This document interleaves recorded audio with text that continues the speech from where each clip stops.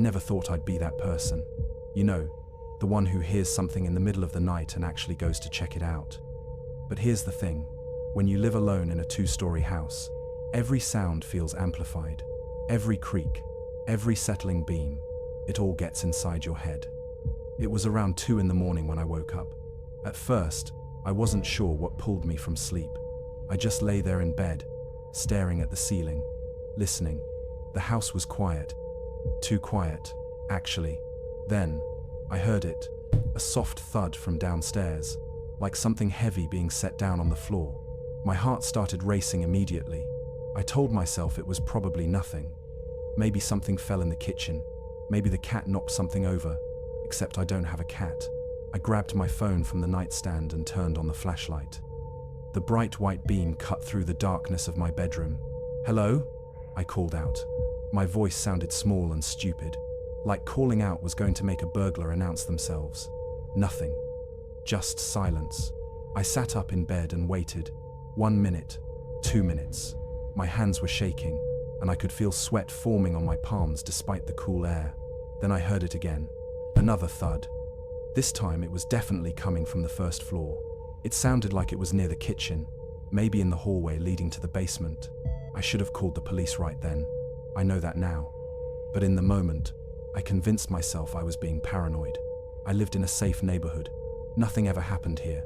People left their garage doors open overnight. Kids rode bikes until dark. It was that kind of place.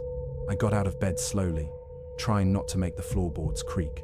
I was wearing just a t-shirt and boxer shorts, and suddenly I felt incredibly vulnerable. I thought about getting dressed but decided against it. If someone was in my house, I didn't want to waste time.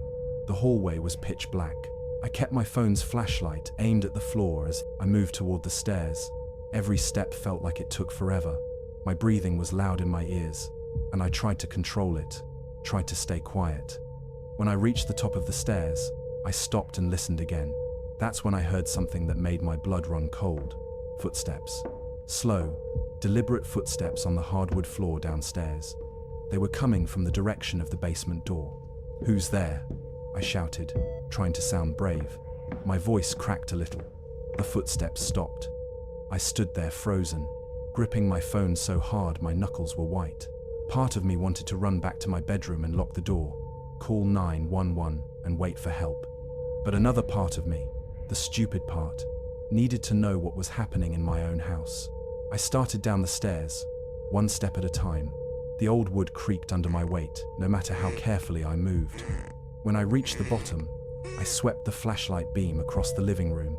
Everything looked normal. The couch was where it should be. The TV was off. Nothing seemed disturbed. I moved toward the kitchen, my bare feet silent on the cold floor. The basement door was at the end of a short hallway past the kitchen. As I got closer, I noticed something that made my stomach drop. The basement door was open, just a crack, maybe 3 or 4 inches. But I knew, I absolutely knew, that I had closed and locked that door before going to bed. I always did. The basement creeped me out, and I never left that door open. I approached it slowly. My hand was trembling as I reached out to push it open wider. The hinges creaked softly. I aimed my flashlight down the basement stairs. The beam illuminated the wooden steps leading down into darkness. I couldn't see the bottom. "Is someone down there?" I called out. Nothing. But then I heard something that made my skin crawl. Breathing. Heavy, labored breathing coming from somewhere in the basement. It was definitely human. Someone was down there. I backed away from the door, quickly, nearly tripping over my own feet. I fumbled with my phone, trying to dial 911 with shaking hands. Finally, I got it. The operator answered on the second ring. 911, what's your emergency? Someone's in my house, I whispered urgently. They're in my basement. I can hear them. Okay, sir. Stay calm. Are you in a safe location? I'm upstairs from them. I'm in the kitchen. Can you get out of the house? I looked toward the front door. It was maybe 20 feet away. I could make it. But what if whoever was in the basement heard me? What if they came up while I was trying to unlock the door? I think so, I said. I need you to leave the house right now. Officers are on the way. Do not confront the intruder. I started moving toward the front door. keeping my eyes on the basement doorway. That's when I saw it. A shadow. Someone was coming up the stairs. I could see the shape moving in the darkness, getting closer to the top. I ran. I didn't think. I just ran. I grabbed the front door handle and yanked it open, stumbling outside onto the front porch. The cool night air hit me, and I kept running across the lawn, not stopping until I reached the street. I turned back to look at my house. The front door was still open, and in the doorway, I could see a figure, tall, wearing dark clothes, just standing there, watching me. We stared at each other for what felt like an eternity, but was probably only a few seconds. Then, the figure stepped back into the house and disappeared. I heard sirens in the distance. The police arrived about 3 minutes later, which felt like 3 hours. 4 officers went inside with guns drawn while I waited outside with another officer, still barefoot and shivering despite the blanket someone had draped over my shoulders. They found him in the basement. A man, mid-30s, with a backpack full of tools and my electronics. He'd been watching the house for days, they told me later. Knew my schedule, knew when I went to bed. He'd entered through the basement window and had been down there for almost an hour before I woke up, disconnecting my TV and computer, packing everything up. The detective told me I did the right thing by leaving. He said the guy had a crowbar in his backpack. Who knows what would have happened if I'd actually confronted him. I didn't sleep in that house for a week. Even now, months later, I still check every door and window before bed. And that basement door? I had a deadbolt installed that locks from the outside. I never go down there anymore. Some spaces in your home stop feeling like yours after something like that. Every night, I still wake up sometimes around 2 a.m. and I listen, always listening for sounds that don't belong. That's the thing about having your home invaded. It never really feels safe again. Not completely. There's always that little voice asking, what if someone's down there right now? What if they're just waiting? And on the really bad nights, I wonder if he was alone, or if he'd been in my house before that night. If he'd stood in my bedroom doorway while I slept, watching me, planning, I'll never know, and honestly, I'm not sure I want to.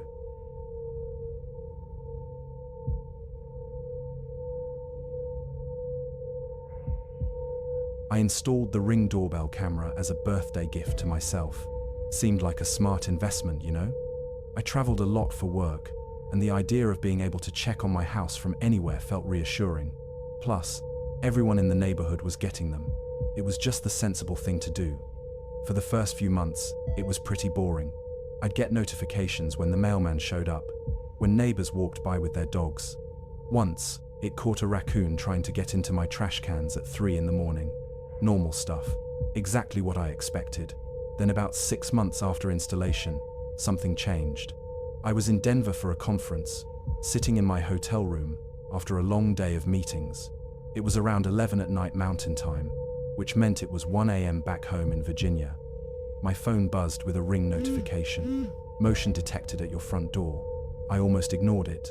Probably just an animal or a car's headlights triggering the sensor. But something made me open the app. Maybe just boredom. Maybe instinct. I don't know. The live feed loaded, showing my front porch in that grainy night vision green. At first, I didn't see anything unusual. Just my porch, the welcome mat, the 2 potted plants on either side of the door. Then I noticed something that made me sit up straight. One of the plants was knocked over. The pot was on its side, dirt spilled across the porch. I rewound the footage to see what had happened, and that's when I saw him. A man in a dark hoodie had walked up to my front door about 30 seconds before the notification. He'd looked around, checking the street, then tried the door handle. When it didn't open, he'd stepped back and examined my porch. That's when he knocked over the plant, probably by accident. Then he'd walked around the side of the house, disappearing from the camera's view. My heart was pounding. Someone was at my house, right now, and I was 2,000 miles away. I immediately switched to my backyard camera. I had one overlooking the patio and back door. The feed loaded, and I could see him. The same man in the hoodie, now standing at my back door. He was trying the handle, pulling at it, testing it. Then he pulled something from his pocket. It looked like a screwdriver or a pry bar. No, quietly I muttered.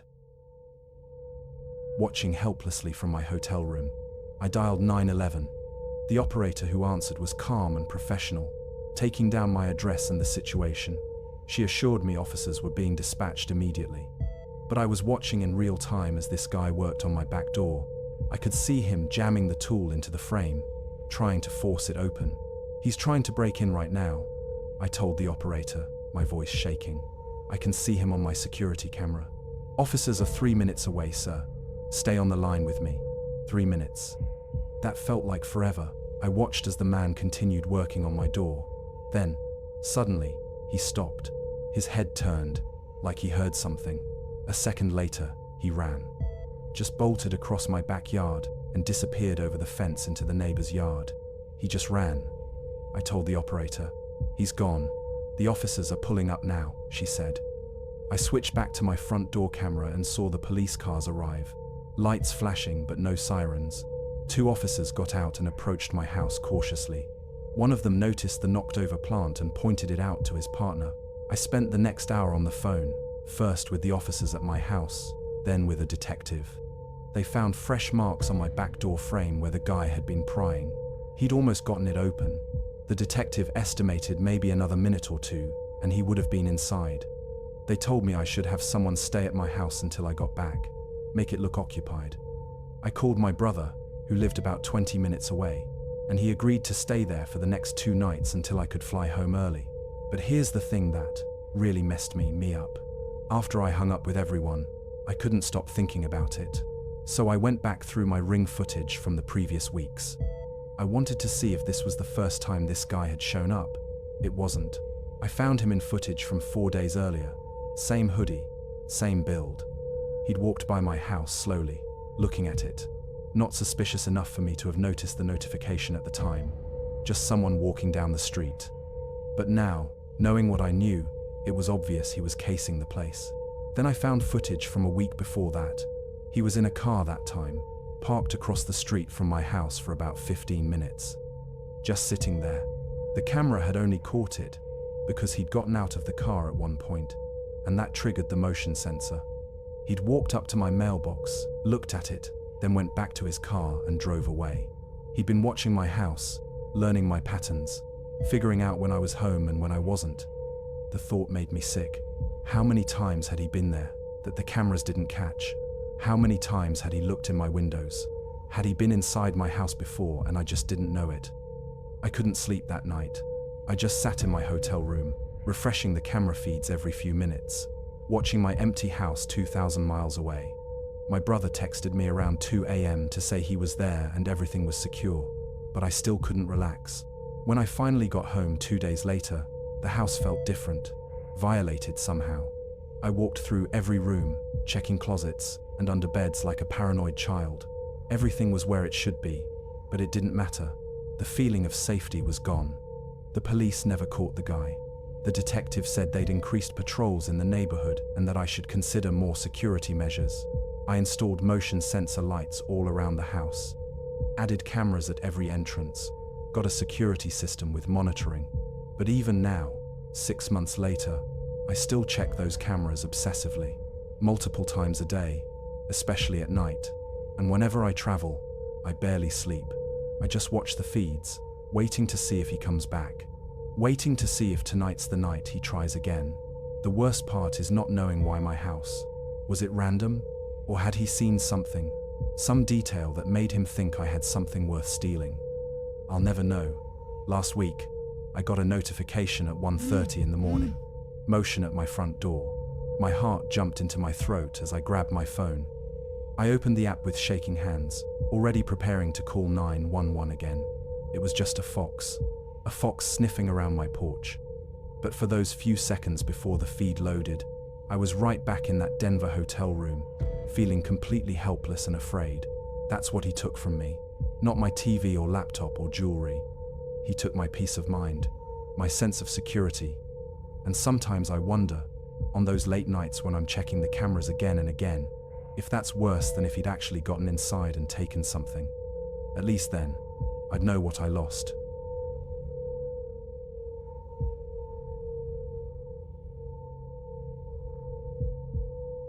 My wife and I had only lived in our new house for about 3 months when it happened. It was a nice split level in a quiet suburb, the kind of place where people actually waved to each other. The kind of place we'd saved up for years to afford. We felt lucky. We felt safe. Sarah worked the evening shift as a nurse at the county hospital. Her shift ended at 11, and she usually got home around 11:30. I worked from home as a software developer, so I was usually there when she got back. We'd have a late dinner together, talk about our days, the normal couple stuff. On Tuesday nights, I had a standing online game session with friends. Nothing serious, just a way to decompress and stay connected with college buddies who'd moved away. I'd be in my office with my headphones on from about 9 until midnight, totally absorbed in the game. This particular Tuesday started like any other. Sarah kissed me goodbye before her shift, told me not to wait up even though I always did. I heated up some leftovers around 8:30, then settled into my office for game night. I put on my headphones, loaded up the game, and basically tuned out the world for the next few hours. Around 11:15, I heard a notification ping on my phone. I glanced at it between rounds. It was from our garage door app. Garage door opened. I smiled. Sarah was home a little early. I figured she'd come up in a minute after she parked and grabbed her stuff from the car. I kept playing, expecting to hear her footsteps on the stairs any moment. 5 minutes passed, then 10. I started to think it was weird that she hadn't come up yet. Maybe she was getting something from the storage area of the garage. We had a lot of boxes still unpacked from the move, but even that seemed strange. It was late. Why would she be digging through boxes at 11:20 at night? I took off my headphones and listened. The house was quiet. Too quiet. I couldn't hear any sounds from downstairs at all. No car door closing. No footsteps. Nothing. "Sarah?" I called out. No response. A weird feeling started crawling up my spine. I stood up from my desk and walked to the top of the stairs. The house was dark except for the light from my office and a lamp we'd left on in the living room. "Babe, you home?"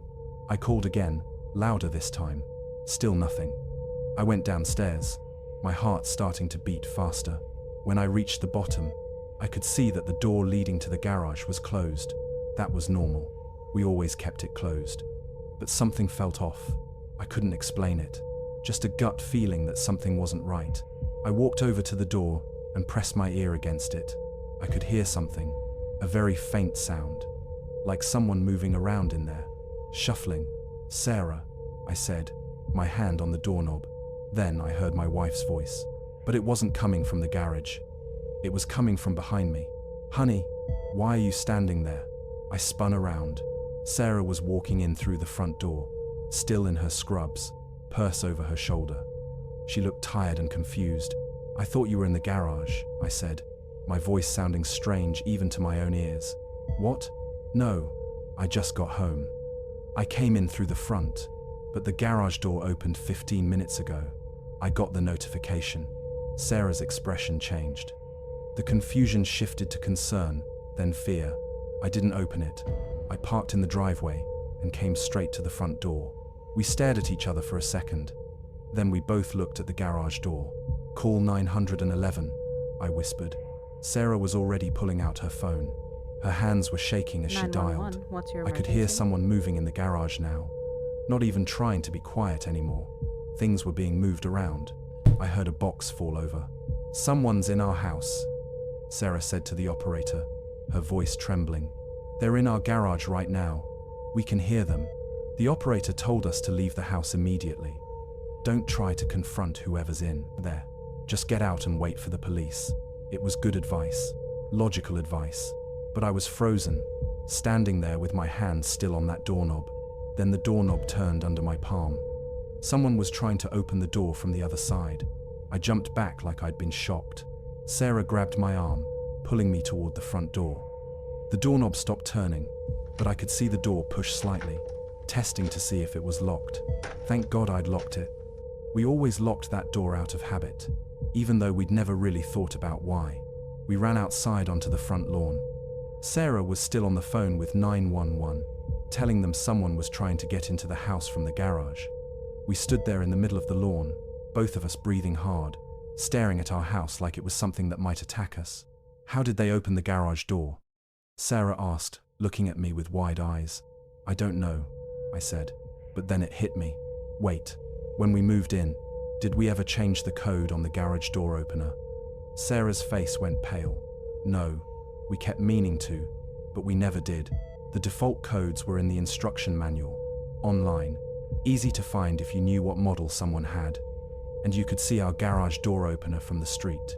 All someone had to do was look up the model number and try the default codes until one worked. The police arrived within 6 minutes. 4 officers approached the house with their weapons drawn. They entered through the front door while we waited outside with another officer. I watched through the windows as their flashlight beams swept through our living room. 2 of them went to the garage door. One turned the lock and pulled it open carefully. I couldn't see what happened next, but I heard them shout something. Police commands. Then I saw movement in the garage. Someone ran past the garage window. There was more shouting. One officer ran out the front door and around the side of the house. I heard him yelling, "Stop, police." It took about 10 minutes before an officer came to talk to us. A young guy, maybe late 20s, with a serious expression. "We found someone in your garage," he said. Male subject. He ran out the side door when we entered. "My partner's in pursuit. We should have him soon." "What was he doing in there?" Sarah asked. "Looks like he was going through your belongings. We found a large duffel bag he'd filled with tools, electronics, anything valuable he could find. It appears he was planning to take his time. Probably thought you weren't home, because my car wasn't in the garage," Sarah said quietly. The officer nodded. "That's likely. These guys usually watch houses for a while, learn the patterns. Your car being gone probably signaled to him that the house was empty. They caught him about 2 blocks away, hiding in someone's backyard. Turned out he was wanted for a string of similar break-ins in neighboring towns. He'd been at it for months. The detective who came by later told us we were lucky, really lucky. If I hadn't gotten that notification, if Sarah had parked in the garage like she usually tried to, if I'd been wearing my headphones when she came home and didn't realize someone was in there. There were a lot of ifs that night. We changed every code and lock on the house the next day. I installed new security cameras, got sensors on every door and window.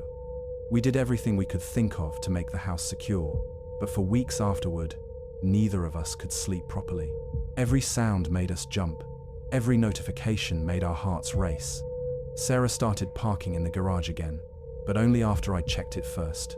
I'd open the door, turn on all the lights, look in every corner before giving her the all clear. The thing is, he'd been in our garage, in our house, touching our things, standing just on the other side of that door while I was right there. If I'd opened that door when I first heard the noise, if I'd confronted him without knowing Sarah wasn't home yet, who knows what would have happened. We still live in that house. We love that house, actually. But Sarah made me disconnect the garage door opener from the Wi-Fi. Now we can only open it manually with the remote or the wall button inside. It's less convenient, sure, but some nights, when I'm lying in bed listening to the house settle, I'm glad we did it. Because now, if I hear that garage door open when it shouldn't, I know for sure someone's there. There's no question, no wondering if it's just a glitch or the app messing up. And that certainty, as terrifying as it is, somehow feels better than the alternative.